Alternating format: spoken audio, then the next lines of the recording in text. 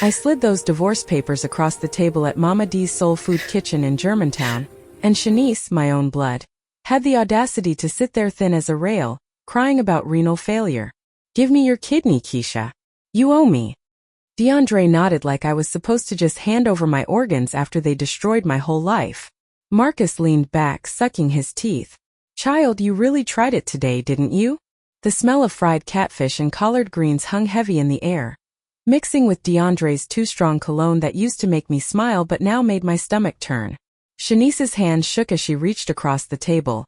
Her French tips chipped and uneven, nothing like the perfect manicure she used to maintain every 2 weeks at the salon on Chelton Avenue. I looked at those trembling fingers and felt absolutely nothing. No pity. No sisterly love. Just the cold satisfaction of watching karma do its work while I sat there in my cream blouse and grandmother's gold cross, looking every bit the churchwoman our mama raised me to be. "You got some nerve," I said, my voice steady and low, the kind of tone that made my twin boys straighten up when they tried me at home. "After everything y'all did, you think I owe you anything?" DeAndre opened his mouth to speak, but Marcus cut him off with a laugh that had no humor in it whatsoever, just pure disgust at the performance we were witnessing. But to understand how we ended up in this soul food spot with divorce papers and kidney requests, you have to go back 8 years to when my life was actually good. I was 40 years old, living in a nice twin home in East Mount Airy with DeAndre and our twin sons Malik and Isaiah.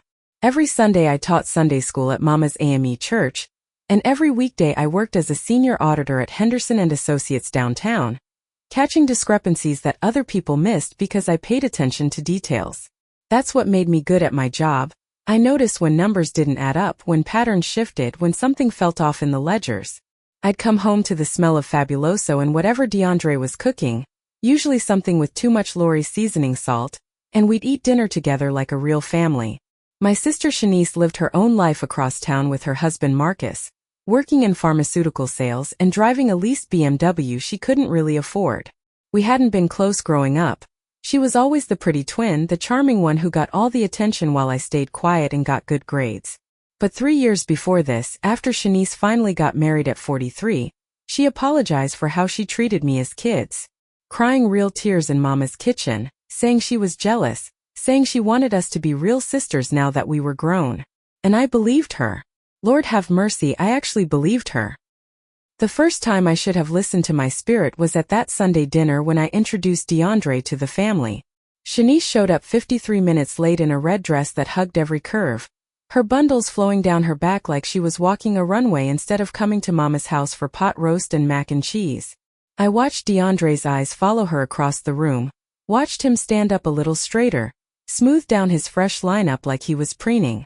"If I'd met her first," he said under his breath, laughing like it was a joke, but something in my chest tightened like a fist. I pushed it down because that's what I always did. Swallowed my feelings, kept the peace, made myself smaller so Shanice could shine brighter. Mama served the food on her good china, the kind with the gold trim that we only used for special occasions, and Shanice dominated the conversation like she always did, making everyone laugh with stories from her sales job. DeAndre kept asking her questions, kept finding reasons to engage with her, while I sat there feeling invisible in my own moment. Later that night, I mentioned it to him in our bedroom while I tied my hair up in my satin bonnet. "You seemed real interested in Shanice tonight," I said, trying to keep my tone light.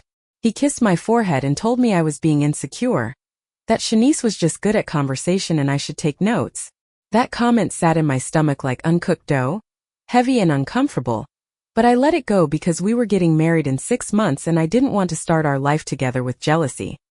The years passed and Shanice became part of our regular life, coming to the boys' birthday parties, joining us for fish fry Fridays, even watching the kids when DeAndre and I needed date nights.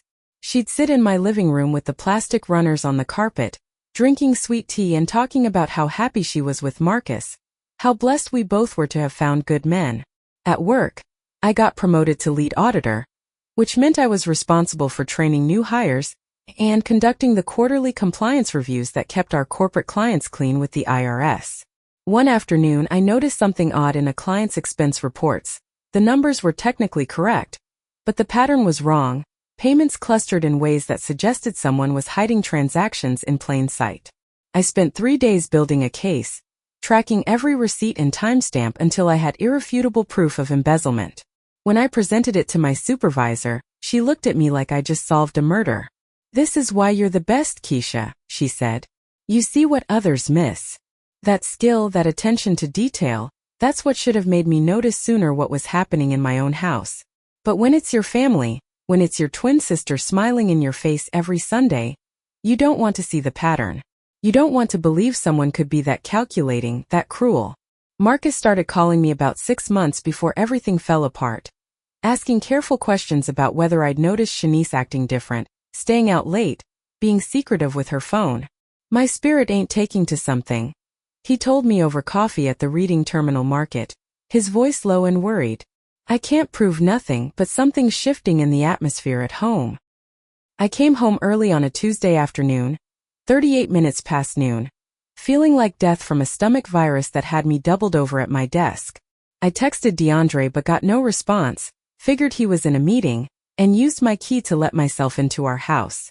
The moment I stepped inside, I knew something was wrong. The air felt different, charged with something I couldn't name, and I could hear sounds coming from upstairs that made my blood run cold. Music was playing, that old-school R&B we used to listen to when we first started dating, and underneath it was the unmistakable rhythm of the bed frame hitting the wall. My hands started shaking so bad I almost dropped my purse, my phone sliding out onto the hardwood floor with a clatter that should have alerted them but didn't because they were too caught up in their betrayal. I stood there in my own hallway, still wearing my work clothes and heels, listening to my husband call out my sister's name like it was the most natural thing in the world. The smell of her perfume, that expensive stuff she always wore, Flower Bomb or whatever, mixed with his cologne and the scent of sweat, and I thought I might throw up right there on my mama's good runner. Instead, I pulled out my phone with trembling fingers and hit record, forcing myself to be the auditor, the investigator, the woman who collected evidence before making accusations. I pushed open the bedroom door slowly, quietly, and there they were in my bed, on my sheets that I'd washed just 3 days ago with Gain detergent and fabric softener.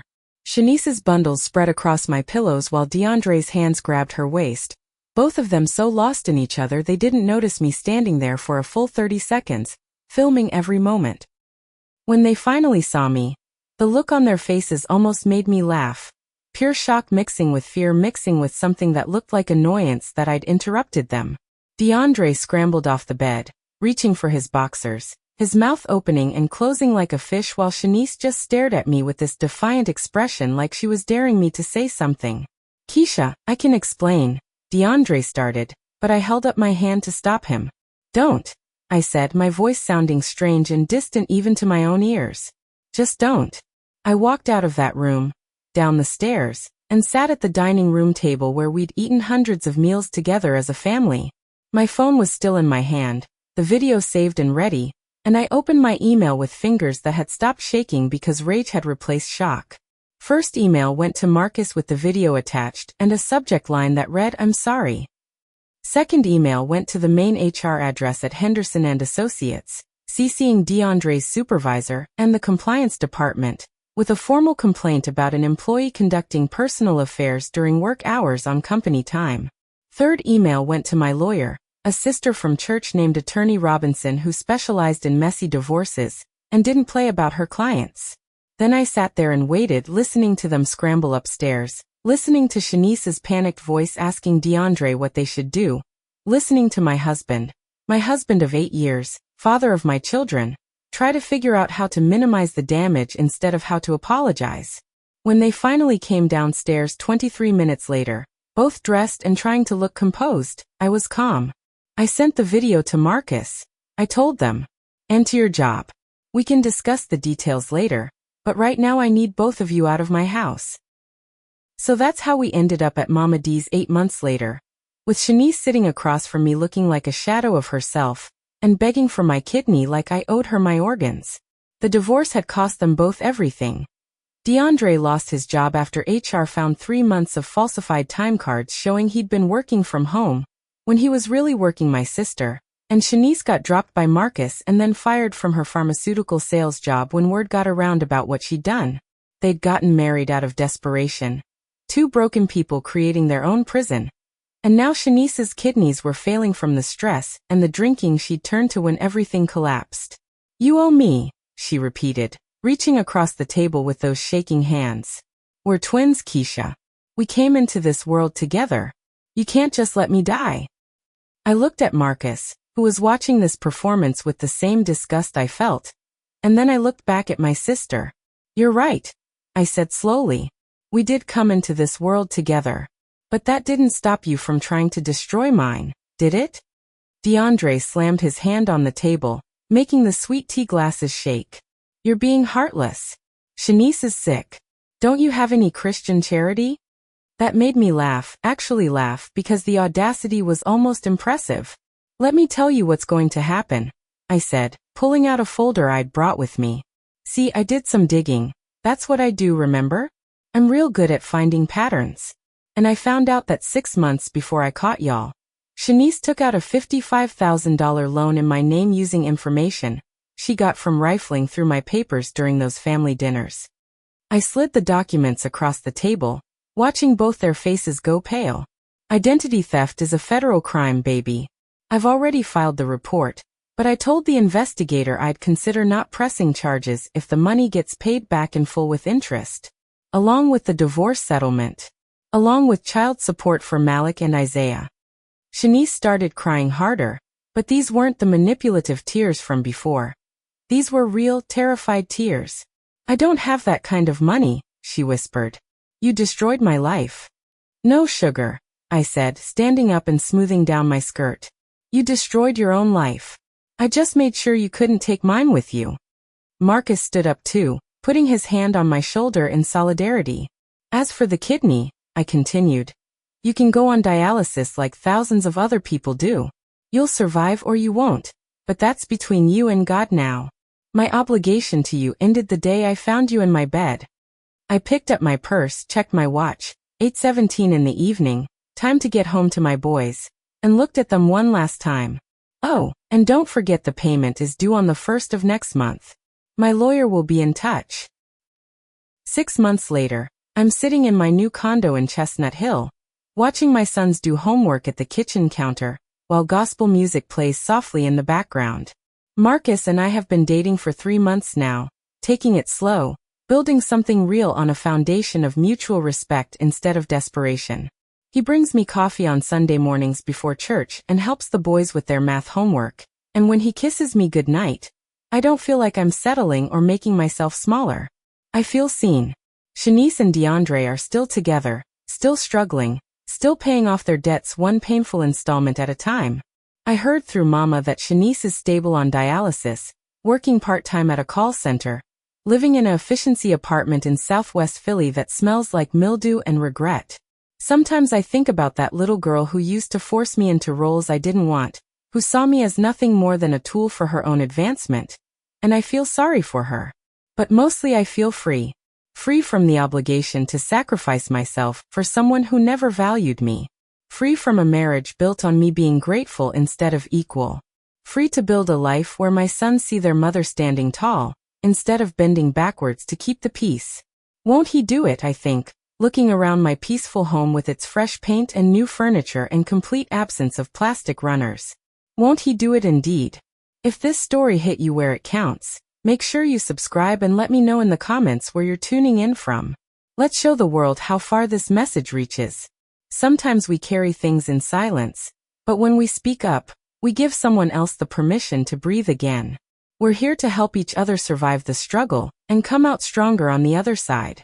So keep your eyes open, trust your soul, and remember that every small step you take is building your legacy. Keep it real out there.